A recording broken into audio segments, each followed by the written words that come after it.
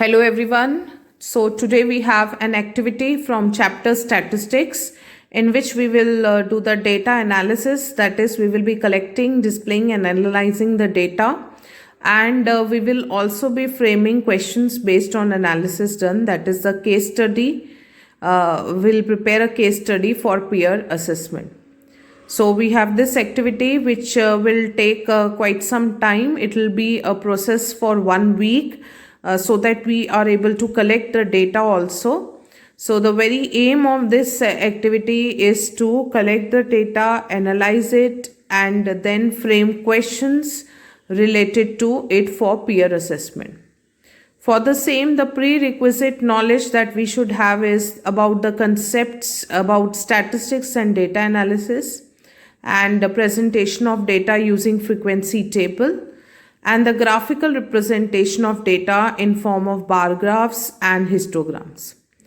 The requirement for this activity is the first one is the graph paper, which we must have for graphical representation of data, pencil, eraser, ruler, color pens, and digital technology for collection of data, so that we can collect the data digitally. So we must remember all the steps that we are going to follow. That is collection of data, presentation of data, then the graphical representation of data, analysis of data, and last but not the least, we will be interpreting the data that we have collected. So to start with the activity, the very first step is to make a group, and we have to make a group comprising of 5 members, and then formulate a question for investigation.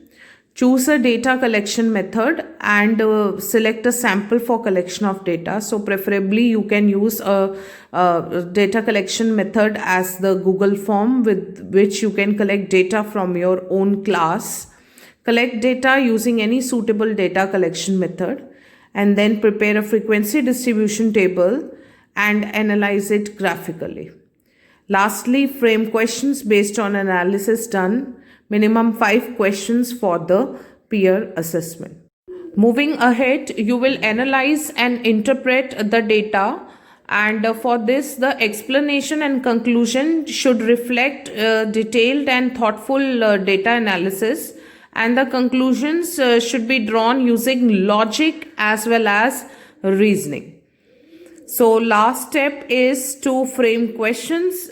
In the last, you will be framing 5 questions for peer assessment.